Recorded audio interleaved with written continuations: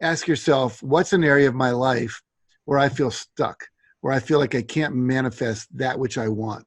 So it might be, I feel stuck that I can't create a relationship that works. I can't make enough money. I can't get the job I want.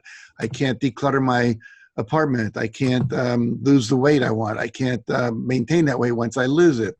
You know, I can't keep a friend. I mean, there's a million things where people feel stuck. I can't get my book written, you know, whatever. And then the issue becomes, close your eyes, think of this thing where you're stuck or that you can't create, and then scan your body from head to toe as you think about how it feels when you can't create this. So it might be you feel frustrated.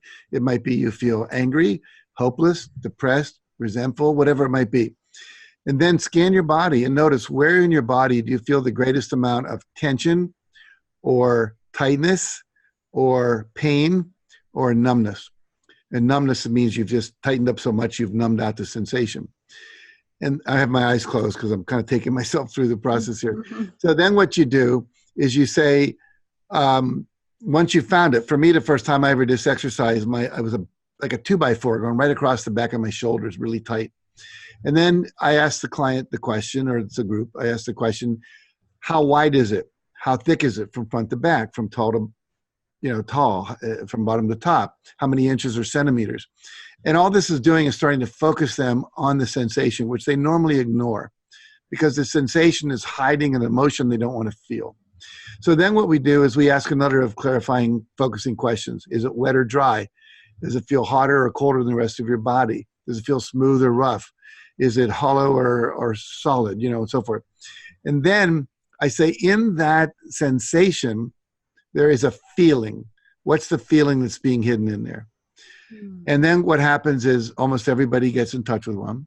I'd say 99 people out of 100 do this. And then we go back. I say, go back to the earliest time you can remember feeling the same feeling and the same sensation.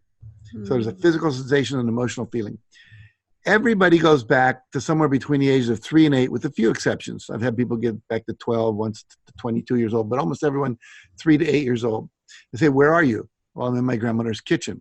I'm in my own kitchen. I'm in the schoolyard. I'm in classroom. I'm in my bedroom. What was happening?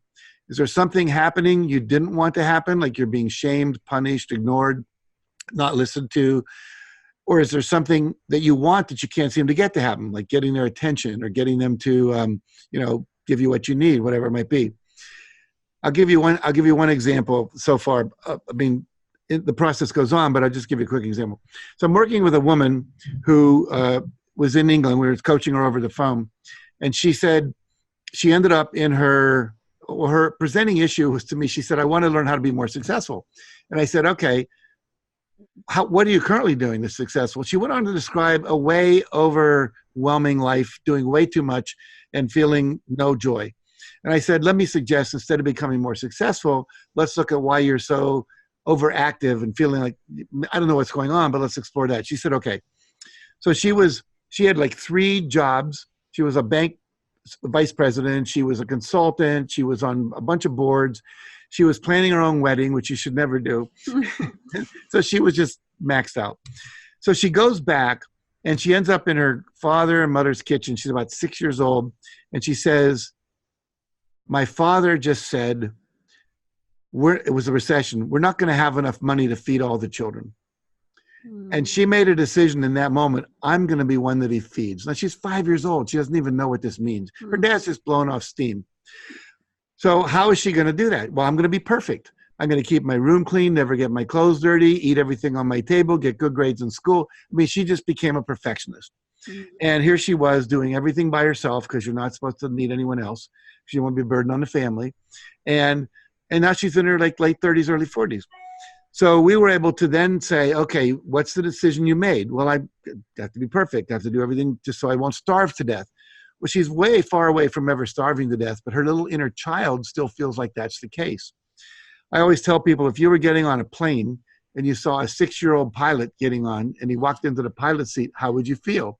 Most people say, not too good. And yet the reality is most of us have a 6-year-old piloting our life because we've got all these little decisions that are still being run, but they made way back then.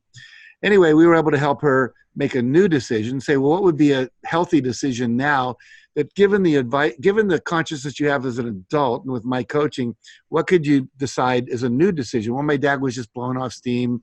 He didn't really mean it. I don't have to be perfect. I can be a normal child, have fun, get dirty, whatever. And so she made that decision. We then had her come back out, go into her future, become an 80-year-old wise woman and give advice to the person sitting in the chair. What would your higher consciousness basically say? Now, if you're religious, you could say Jesus or Buddha or just, a higher being or your own wiser self. And then we did some tapping just to lock about EFT tapping. We put in the new belief that way. And I got an email from her a couple months later. I quit 2 of my boards. I'm really happy. I have a wedding planner. Thank you very much. And so she's no longer being run by that belief that was keeping her stuck where she didn't want to be. Wow. That was an awesome story. Thank you for sharing that. And I love that you dive into like the physical sensations of the body and emotion. I think that's such a powerful way to get in touch with ourselves. Something I'm super interested in, like somatics and all that stuff. So that's great. So going back to success, like everybody has their own definition. We can all figure out what success means to us, but what does it mean to you? Well, I'm going to tell you the history of my definition of success. Something you've probably been asked a bajillion times. I once thought that success was what everyone else thought it was, being powerful, having money,